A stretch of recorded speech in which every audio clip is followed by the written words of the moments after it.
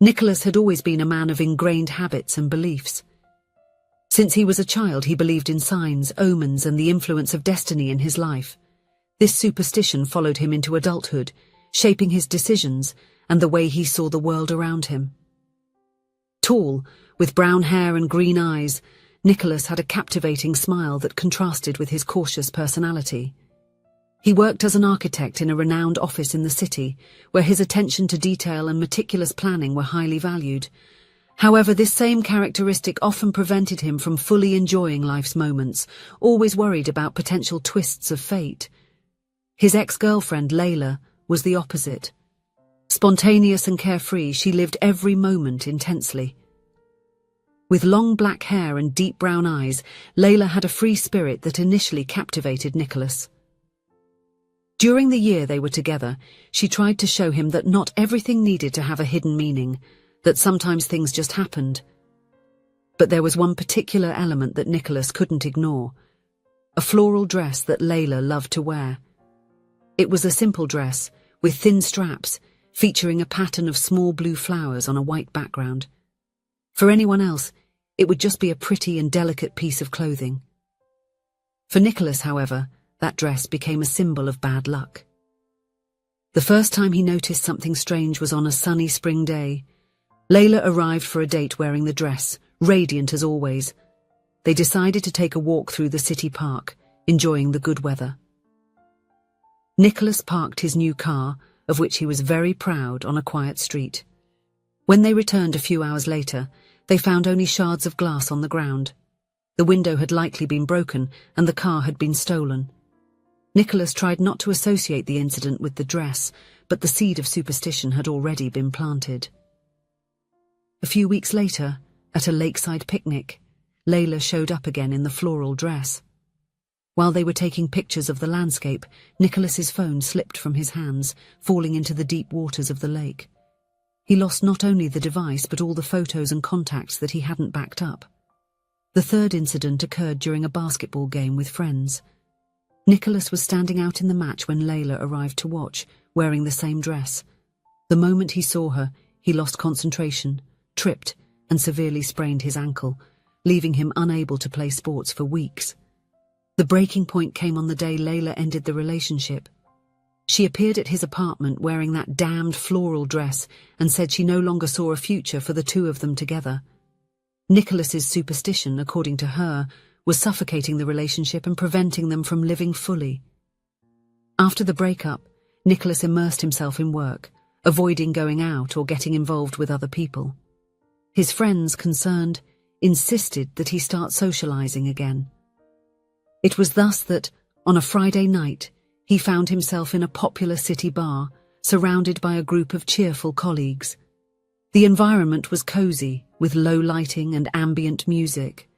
The exposed brick walls gave the place a rustic feel, while the dark wooden tables created an intimate atmosphere.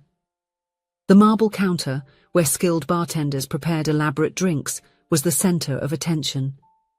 Despite the pleasant setting, Nicholas felt out of place. The conversations around him seemed distant, as if he were listening through a bubble. They talked about work, relationships, weekend plans, subjects that, at that moment, did not pique his interest. He constantly looked at the clock, thinking of an excuse to leave early. Determined to leave, Nicholas began to say goodbye to his friends.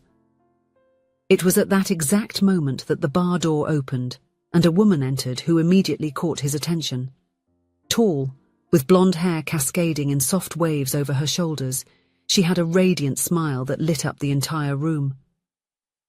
Nicholas felt his heart race, something that hadn't happened for months. But then his gaze lowered and he noticed what she was wearing. A flowery dress, identical to that of his ex-girlfriend Layla. The same blue flowers, the same cut, the same sense of déjà vu that made his stomach churn.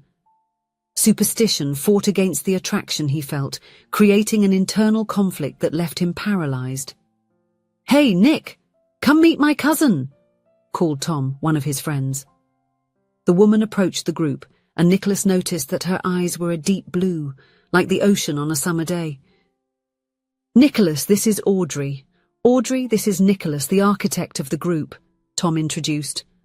Audrey reached out her hand, her smile even more radiant up close. "It's a pleasure to meet you, Nicholas. Tom speaks a lot about his friends."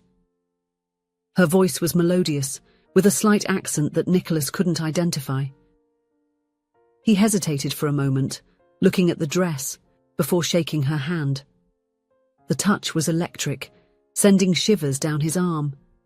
"The pleasure is mine," he replied, surprised by his own husky voice. The conversation flowed naturally between them.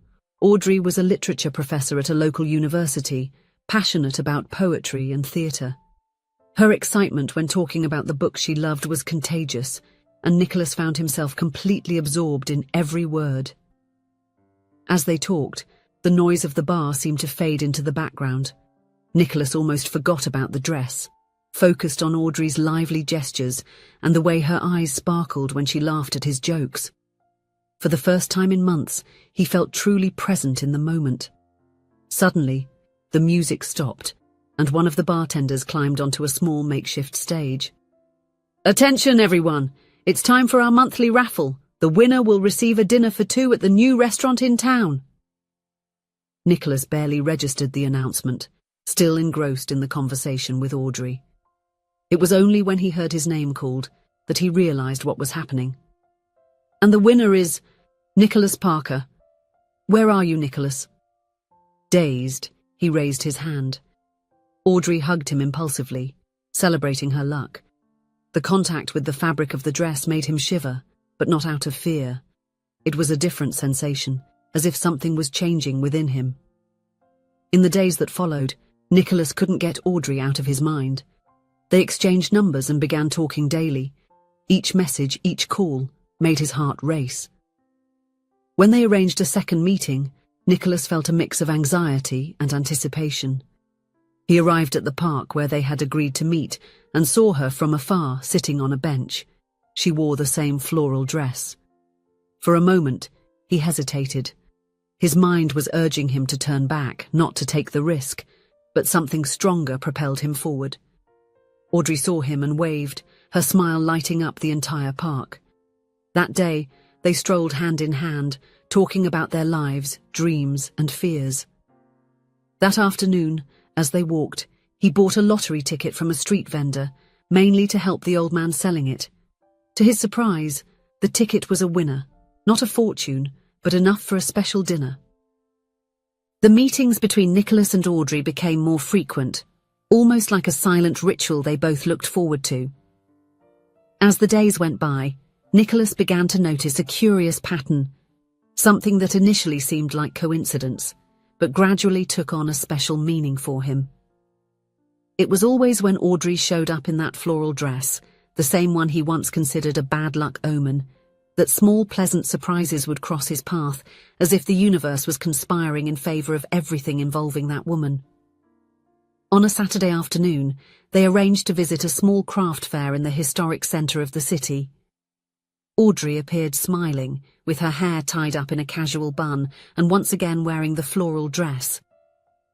They were walking among colorful stalls when Nicholas heard someone call his name.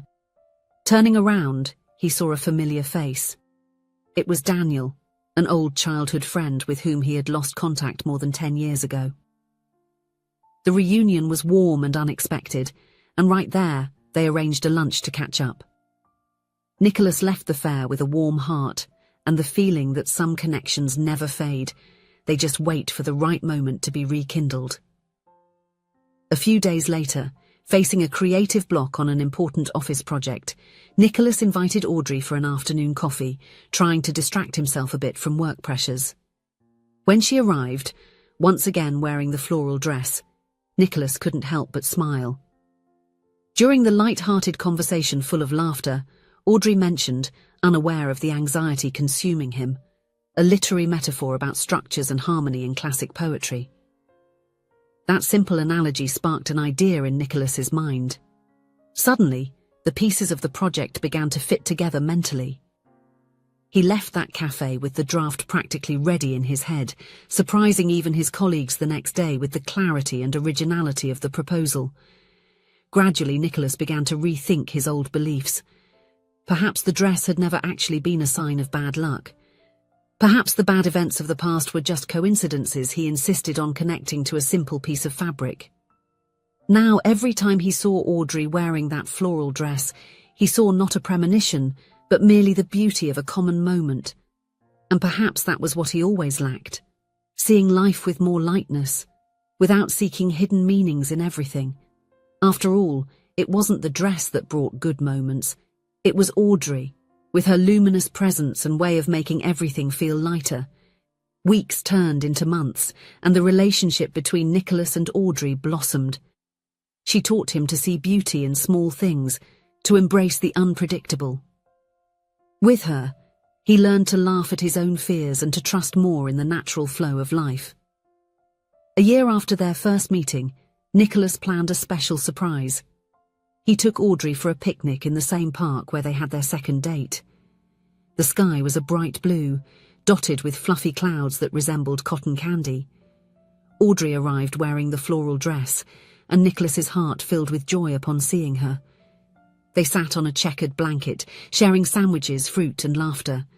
Nicholas was nervous, but in a good way, anticipating what he was about to do.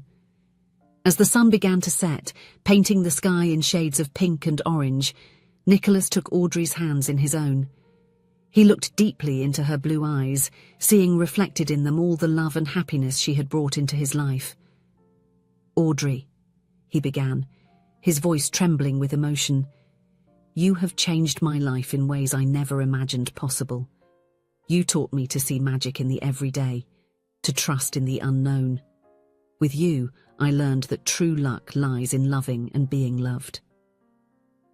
Nicholas then took a small velvet box out of his pocket and opened it, revealing a delicate gold ring with a blue sapphire, the same colour as Audrey's eyes, and the flowers on her dress. "Audrey, would you do me the honour of marrying me?" Audrey's eyes filled with tears of happiness. Without hesitation, she replied, "Yes, Nicholas." As he slid the ring onto her finger, a flock of birds took flight from a nearby tree, their wings reflecting the last rays of the setting sun. To Nicholas, it seemed as if the universe was celebrating along with them. Hugging each other, they watched the sky transform into a starry blanket. Nicholas couldn't help but smile as he thought about the journey that had brought him there. What once was a symbol of fear had now become a talisman of love and hope. The floral dress, once associated with moments of bad luck, now represented the beginning of a new phase in his life.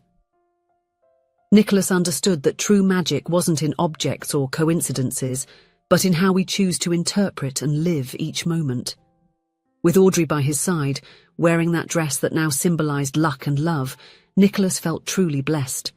The future opened up before them, full of possibilities, and he could hardly wait to live it one day at a time, embracing every surprise life might bring. As they walked back home, hand in hand and hearts united, Nicholas made a silent promise to himself. Never again would he let fears or superstitions stop him from living fully. With Audrey, he had learned that true luck lies in having the courage to love, to trust, and to embrace every precious moment of life. If you enjoyed the story, please leave a comment with a rating from 1 to 5 to show how much you liked it. Also, watch the video that is now appearing on your screen. See you soon.